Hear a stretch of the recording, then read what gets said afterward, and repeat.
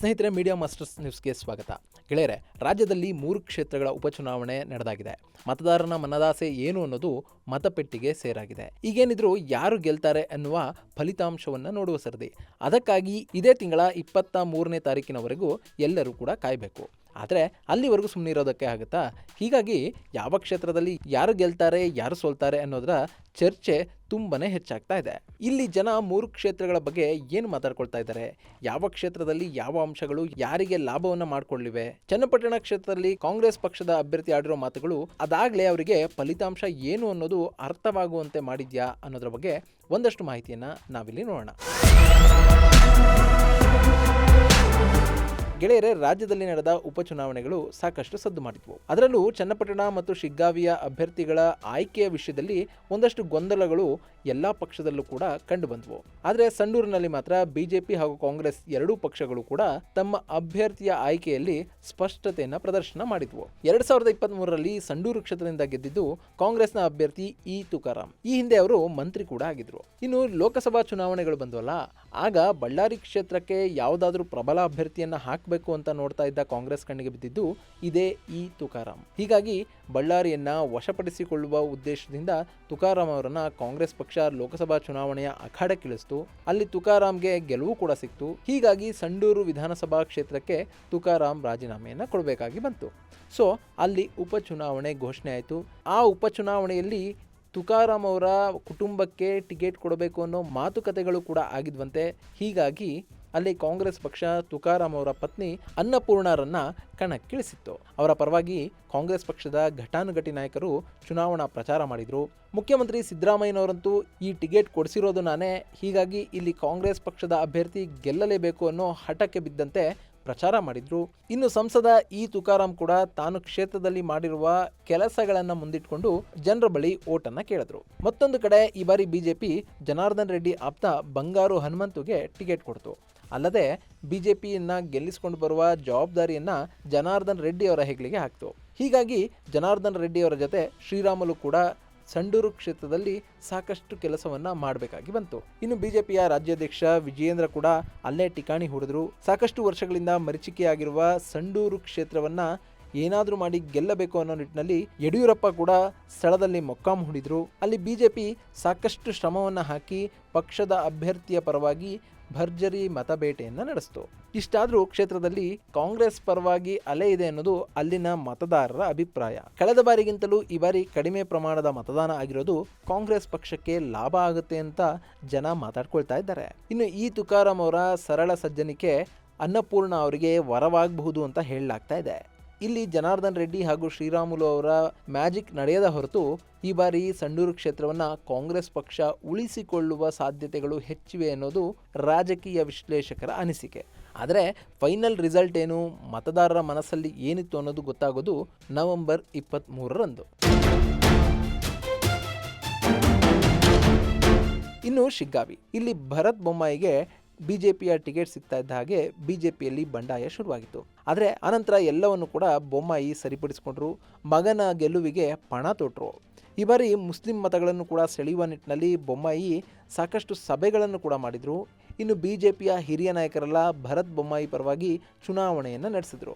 ಕ್ಷೇತ್ರದಲ್ಲಿ ಬಸವರಾಜ ಬೊಮ್ಮಾಯಿಯವರಿಗೆ ಇರುವ ಹಿಡಿತ ಹಾಗೂ ಅವರು ಸತತವಾಗಿ ಅಲ್ಲಿಂದ ಗೆದ್ದು ಬಂದಿರೋದ್ರಿಂದ ಈ ಬಾರಿಯ ಚುನಾವಣೆಯಲ್ಲಿ ಮಗನನ್ನು ಗೆಲ್ಲಿಸಿಕೊಂಡು ಬರೋದು ಹೇಗೆ ಅನ್ನೋ ತಂತ್ರವನ್ನು ಬಸವರಾಜ ಬೊಮ್ಮಾಯಿ ತುಂಬ ಚೆನ್ನಾಗಿ ಅರ್ಥ ಮಾಡ್ಕೊಂಡಿದ್ರು. ಹೇಳಿ ಕೇಳಿ ಅವರು ರಾಜೀನಾಮೆ ಕೊಟ್ಟಿದ್ದಂಥ ಕ್ಷೇತ್ರಕ್ಕೆ ನಡೀತಾ ಇರುವಂಥ ಉಪಚುನಾವಣೆ. ಹೀಗಾಗಿ ಬಸವರಾಜ ಬೊಮ್ಮಾಯಿ ಮಗನ ಗೆಲುವಿಗೆ ಎಲ್ಲ ತಂತ್ರವನ್ನು ಕೂಡ ಇಲ್ಲಿ ಬಳಸಿದ್ರು. ಇನ್ನು ಕಾಂಗ್ರೆಸ್ ಪಕ್ಷದಲ್ಲಿ ಮೊದಲಿನಿಂದಲೂ ಕೂಡ ಇಲ್ಲಿ ಎಲ್ಲವೂ ಸರಿ ಇರಲಿಲ್ಲ. ಅದು ತನ್ನ ಅಭ್ಯರ್ಥಿಯಾಗಿ ಯಾಸಿರ್ ಖಾನ್ ಪಠಾಣ್ರನ್ನ ಆಯ್ಕೆ ಮಾಡಿದ ಕೂಡಲೇ ಮಾಜಿ ಶಾಸಕ ಅಜ್ಜಂಪೀರ್ ಖಾದ್ರಿ ಕೋಪಗೊಂಡ್ರು. ಅವರು ಬಂಡಾಯದ ನಾಮಪತ್ರವನ್ನು ಸಲ್ಲಿಸಿದ್ರು. ಆ ಬಳಿಕ ರಾಜ್ಯ ನಾಯಕರ ಸಮ್ಮುಖದಲ್ಲಿ ಸಂಧಾನಗಳು ನಡೆದವು. ಖಾದ್ರಿ ನಾಮಪತ್ರವನ್ನೇನೋ ವಾಪಸ್ ತಗೊಂಡ್ರು. ಆದರೆ ಪಕ್ಷದ ಅಧಿಕೃತ ಅಭ್ಯರ್ಥಿಯ ಪರವಾಗಿ ಅವರು ಮನಸ್ಸಿಟ್ಟು ಕೆಲಸ ಮಾಡಿದ್ರು ಅಂತ ಹೇಳೋದಕ್ಕೆ ಸಾಧ್ಯವೇ ಇಲ್ಲ. ಹೀಗಾಗಿ ಕ್ಷೇತ್ರದಲ್ಲಿ ಕಾಂಗ್ರೆಸ್ಗೆ ಒಂದಷ್ಟು ಹಿನ್ನಡೆ ಆಗಿದೆ ಅಂತ ಹೇಳಲಾಗ್ತಾ ಇದೆ.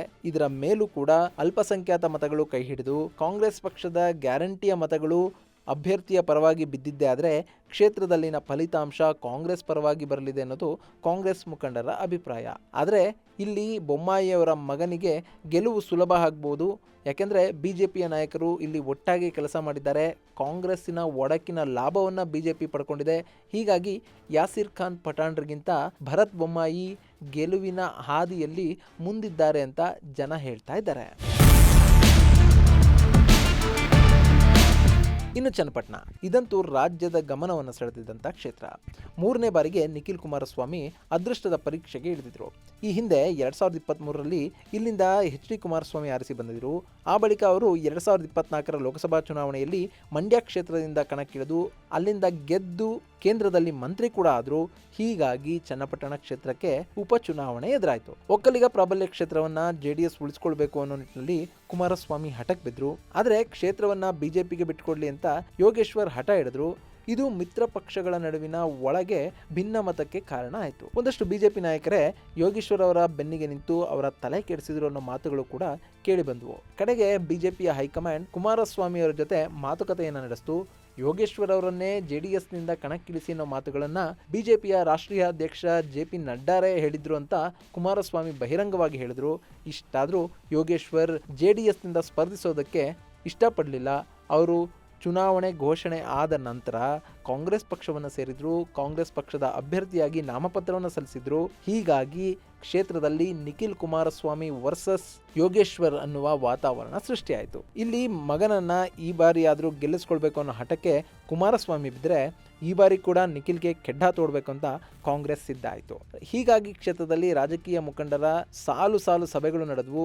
ಕಾಂಗ್ರೆಸ್ ಪಕ್ಷದ ಪ್ರಭಾವಿ ಶಾಸಕರು, ಮಂತ್ರಿಗಳೆಲ್ಲರೂ ಕೂಡ ಚನ್ನಪಟ್ಟಣದಲ್ಲಿ ಬೀಡು ಬಿಟ್ಟರು. ಮುಖ್ಯಮಂತ್ರಿ ಸಿದ್ದರಾಮಯ್ಯ, ಉಪಮುಖ್ಯಮಂತ್ರಿ DK ಶಿವಕುಮಾರ್, ಅವರ ತಮ್ಮ DK ಸುರೇಶ್ ಸೇರಿದ ಹಾಗೆ ರಾಮನಗರ, ಮಂಡ್ಯ, ಬೆಂಗಳೂರು ಗ್ರಾಮಾಂತರ, ಬೆಂಗಳೂರು ಕ್ಷೇತ್ರದ ಕಾಂಗ್ರೆಸ್ ಪಕ್ಷದ ಶಾಸಕರೆಲ್ಲರೂ ಕೂಡ ಯೋಗೇಶ್ವರ್ ಅವರ ಗೆಲುವಿಗೆ ಪ್ರಯತ್ನವನ್ನು ಪಟ್ಟರು.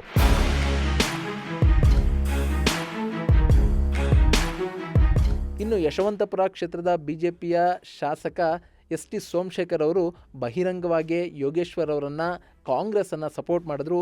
ಇಲ್ಲಿ ಸೋಮಶೇಖರ್ ಅವರ ಹುಟ್ಟೂರು ಚನ್ನಪಟ್ಟಣವೇ ಆಗಿರೋದ್ರಿಂದ ಇದು ಕೂಡ ಯೋಗೇಶ್ವರ್ ಅವರ ಗೆಲುವಿಗೆ ಸಹಕಾರಿಯಾಗುತ್ತೆ ಅಂತಲೇ ಭಾವಿಸಲಾಗಿತ್ತು. ಇನ್ನು ಕಾಂಗ್ರೆಸ್ ಪಕ್ಷ ನಿಖಿಲ್ ಅವರನ್ನು ಕೆಡ್ಡಾಕಿ ಕೆಡವೋಕೆ ಇಷ್ಟೆಲ್ಲ ಪ್ರಯತ್ನವನ್ನು ಪಡ್ತಾ ಇದ್ರೆ, ಮತ್ತೊಂದು ಕಡೆ ಕುಮಾರಸ್ವಾಮಿ ಈ ಬಾರಿ ಮಗನಿಗೆ ಗೆಲುವನ್ನು ತಂದುಕೊಡುವ ಹಠಕ್ಕೆ ಬಿದ್ದರು. ಅವರು ಹಗಲು ರಾತ್ರಿ ಅನ್ನದೇ ಕಾಲಿಗೆ ಚಕ್ರ ಕಟ್ಟಿಕೊಂಡು ಚನ್ನಪಟ್ಟಣ ಕ್ಷೇತ್ರವನ್ನು ಸುತ್ತಿದ್ರು. ಇದೇ ಸಂದರ್ಭದಲ್ಲಿ 92ರ ಇಳಿ ವಯಸ್ಸಿನಲ್ಲಿ ಕೂಡ JDS ಪಕ್ಷವನ್ನು ಉಳಿಸೋದಕ್ಕೆ, ಮೊಮ್ಮಗನನ್ನು ಗೆಲ್ಲಿಸಿಕೊಳ್ಳೋದಕ್ಕೆ ದೇವೇಗೌಡರು ಕೂಡ ಅಖಾಡಕ್ಕಿಳಿದ್ರು. ಬಹಿರಂಗ ಚುನಾವಣೆ ಅಂತ್ಯವಾಗುವವರೆಗೂ ದೇವೇಗೌಡರು ಚನ್ನಪಟ್ಟಣ ಕ್ಷೇತ್ರದಲ್ಲಿ ಸಾಕಷ್ಟು ಪ್ರಚಾರವನ್ನು ನಡೆಸಿದ್ರು. ಕ್ಷೇತ್ರದಲ್ಲಿ ನೀರಿನ ರಾಜಕೀಯ ಜೋರಾಗಿ ನಡೀತು. ಅದರ ಜೊತೆಗೆ ಮಾತಿನ ಏಟು ಹಾಗೂ ಎದುರೇಟುಗಳು ಕೂಡ ಹೆಚ್ಚಾಗಿ ಕೇಳಿಬಂದವು. ಮುಖ್ಯಮಂತ್ರಿ ಸಿದ್ದರಾಮಯ್ಯ ಹಾಗೂ ಉಪಮುಖ್ಯಮಂತ್ರಿ DK ಶಿವಕುಮಾರ್ ಅವರ ವಿರುದ್ಧ ದೇವೇಗೌಡರು, ಕುಮಾರಸ್ವಾಮಿ ಹರಿಯಾಯ್ತಾ ಇದ್ರೆ, ಕಾಂಗ್ರೆಸ್ ಪಕ್ಷದ ನಾಯಕರು ದೇವೇಗೌಡರು ಹಾಗೂ ಕುಮಾರಸ್ವಾಮಿ ಇಬ್ಬರನ್ನು ಕೂಡ ಟಾರ್ಗೆಟ್ ಮಾಡಿಕೊಂಡ್ರು. ಹೀಗಾಗಿ ಕ್ಷೇತ್ರದಲ್ಲಿ ಮಾತಿನ ಚಕಮಕಿ ತುಂಬಾನೇ ಹೆಚ್ಚಾಗ್ತಾ ಹೋಗ್ತಾ ಇತ್ತು. ಇಷ್ಟಾದರೂ ಕೂಡ ಅಭ್ಯರ್ಥಿಗಳ ರೇಸ್ನಲ್ಲಿ ಯಾರು ಹೆಚ್ಚು ಮುಂದೆ ಹೋಗಿರಲಿಲ್ಲ, ಯಾರು ಹೆಚ್ಚು ಹಿಂದೆ ಉಳಿದಿರಲಿಲ್ಲ. ಆದರೆ ಚುನಾವಣೆಗೆ ಇನ್ನು 4-5 ದಿನ ಇದೆ ಅನ್ನುವಾಗ ಮಂತ್ರಿ ಜಮೀರ್ ಅಹಮದ್ ಖಾನ್ ಆಡಿದ ಮಾತುಗಳು ಕ್ಷೇತ್ರದ ಮತದಾರನ ಮನಸ್ಸಿನ ಮೇಲೆ ಪ್ರಭಾವವನ್ನು ಬೀರ್ತು ಅಂದರೆ ಅದು ತಪ್ಪಾಗೋದಿಲ್ಲ. ಅಲ್ಲಿ ಜಮೀರ್ ಅಹಮದ್ ಖಾನ್ ಚುನಾವಣಾ ಭಾಷಣದ ಭರಾಟೆಯಲ್ಲಿ ಕುಮಾರಸ್ವಾಮಿಯವರನ್ನು ಖಾಲಿ ಅಂದ್ಬಿಟ್ರು. ಹಾಗೇನೆ ಕುಮಾರಸ್ವಾಮಿಯವರ ಇಡೀ ಕುಟುಂಬವನ್ನ ಮುಸ್ಲಿಂ ಸಮುದಾಯ ಖರೀದಿ ಮಾಡುವಷ್ಟು ತಾಕತ್ತಿದೆ ಅನ್ನೋ ಮಾತುಗಳನ್ನು ಆಡಿದ್ರು. ಇದು ಕ್ಷೇತ್ರದಲ್ಲಿನ ಒಕ್ಕಲಿಗರನ್ನ ಮಾತ್ರ ಅಲ್ಲ, ಇನ್ನಿತರೆ ಮತದಾರರ ಮೇಲೆ, ದೇವೇಗೌಡರ ಮೇಲೆ ಅಭಿಮಾನವನ್ನು ಇಟ್ಕೊಂಡಿರೋರ ಮೇಲೆ ಸಾಕಷ್ಟು ಪ್ರಭಾವವನ್ನು ಬೀರಿತು. ಹಾಗೆ ನೋಡಿದ್ರೆ ಚನ್ನಪಟ್ಟಣ ಕ್ಷೇತ್ರದಲ್ಲಿ ಈ ಬಾರಿ ನಿಖಿಲ್ ಕಣಕ್ಕಿಳಿದಿರೋದ್ರಿಂದ JDS ಪಕ್ಷದ ಮುಖಂಡರೇ ಕಾಂಗ್ರೆಸ್ ಪಕ್ಷದ ಅಭ್ಯರ್ಥಿಯನ್ನು ಬೆಂಬಲಿಸ್ತಾರೆ ಅನ್ನೋ ಮಾತುಗಳು ಕೇಳಿ ಬರ್ತಾ ಇದ್ವು. ಆದರೆ ಅದು ಯಾವಾಗ ಜಮೀರ್ ಅಹಮದ್ ಖಾನ್ ಚನ್ನಪಟ್ಟಣಕ್ಕೆ ಕಾಲಿಟ್ರೋ ಅಲ್ಲಿಗೆ ಎಲ್ಲವೂ ಉಲ್ಟಾ ಪಲ್ಟಾ. ಜಮೀರ್ ಅಹಮದ್ ಖಾನ್ ಆಡಿದ ಮಾತುಗಳು ಮಾಧ್ಯಮಗಳಲ್ಲಿ ಕೂಡ ಸಾಕಷ್ಟು ಚರ್ಚೆಗೆ ಗ್ರಾಸ ಆದವು. ದೇವೇಗೌಡರನ್ನ ಅವಮಾನಿಸಿದ್ದು ಸರಿಯಲ್ಲ ಅನ್ನೋ ಮಾತುಗಳು ಕೇಳಿಬಂದವು. ಕುಮಾರಸ್ವಾಮಿ ಅವರ ಬಣ್ಣವನ್ನು ಹೀಯಾಳಿಸೋದು ಒಬ್ಬ ಮಂತ್ರಿಯಾಗಿ ಶೋಭೆ ತರೋದಿಲ್ಲ ಅನ್ನುವ ಮಾತುಗಳು ಕೇಳಿಬಂದವು. ಇದು ನ್ಯಾಷನಲ್ ನ್ಯೂಸ್ ಕೂಡ ಆಗೋಯ್ತು. ಹೀಗಾಗಿ ಚನ್ನಪಟ್ಟಣ ಕ್ಷೇತ್ರದ ಮತದಾರರ ಮೇಲೆ ಈ ಮಾತುಗಳು ಸಾಕಷ್ಟು ಪ್ರಭಾವ ಬೀರಿದವು. ಅದಾದ ಕೆಲವೇ ದಿನಗಳಲ್ಲಿ ಚುನಾವಣೆ ನಡೀತು. ಚನ್ನಪಟ್ಟಣದಲ್ಲಿ ಈ ಬಾರಿ ಅತ್ಯಧಿಕ ಮತದಾನ ನಡೀತು. 88%ಕ್ಕೂ ಅಧಿಕ ಪ್ರಮಾಣದ ಮತದಾನ ಅಲ್ಲಿ ನಡೆದಿದೆ. ಇದು ಯಾರ ಗೆಲುವಿಗೆ ಹಾಗೂ ಯಾರ ಸೋಲಿಗೆ ಕಾರಣ ಆಗಬಹುದು ಅನ್ನೋ ಕುತೂಹಲವನ್ನು ಕೂಡ ಹೆಚ್ಚು ಮಾಡ್ತಾ ಇದೆ. ಹಾಗೆ ನೋಡಿದ್ರೆ ಜಮೀರ್ ಅಹಮದ್ ಖಾನ್ ಅವರ ಮಾತುಗಳು ಯಾವುದೇ ಪ್ರಭಾವವನ್ನು ಬೀರೋದಿಲ್ಲ ಅಂತ ಮೊದಲಿಗೆ ಕಾಂಗ್ರೆಸ್ ಅಂದ್ಕೊಂಡಿತ್ತು. ಆದರೆ ಚುನಾವಣೆ ಮುಗಿದು ಮಾರನೇ ದಿನ ಕಾಂಗ್ರೆಸ್ ಪಕ್ಷದ ಅಭ್ಯರ್ಥಿ CP ಯೋಗೇಶ್ವರ್ ಅವರೇ ತಮಗೆ ಆಗಿರುವ ಹಿನ್ನಡೆಯ ಬಗ್ಗೆ ಮಾತಾಡೋದಕ್ಕೆ ಶುರು ಮಾಡಿದ್ರು.